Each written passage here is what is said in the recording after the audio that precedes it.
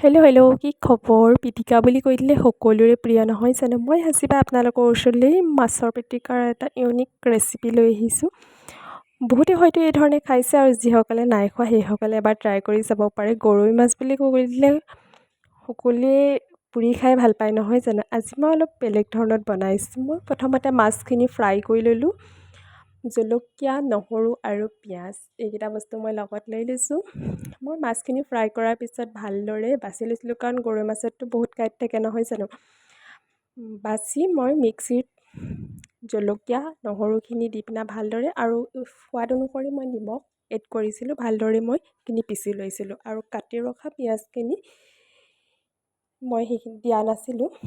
ভালদৰে পিচি লোৱাৰ পাছত মই কেৰাহী এখনত পিঁয়াজখিনি ৰঙা হোৱালৈকে মই ভাজি লৈছিলোঁ। ৰঙা হোৱাৰ পাছত মই যিখিনি মই মাছ পিচি লৈছিলোঁ সেইখিনি মই অলপ ৰঙচুৱা হোৱালৈকে মই ভাজি আছিলোঁ। আৰু মোৰ লগত আছিলে মান ধনিয়া পাত, ধনিয়া নাছিলে, মই সেইকাৰণে মান ধনিয়া পাত এড কৰিছিলোঁ। তাৰপিছত অলপমান সময় মই ভাজি লৈছিলোঁ। তাৰপিছত এইফালে এয়া দেখিছেনে, আমাৰ পিটিকা ৰেডি হৈ গ'ল। আপোনালোকে এবাৰ এই ধৰণে খাই চাব পাৰে। সঁচাকৈ খাবলৈ বহুত টেষ্টি। পুৰা পিটিকাতকৈ এই ধৰণে বহুত ভাল লাগে।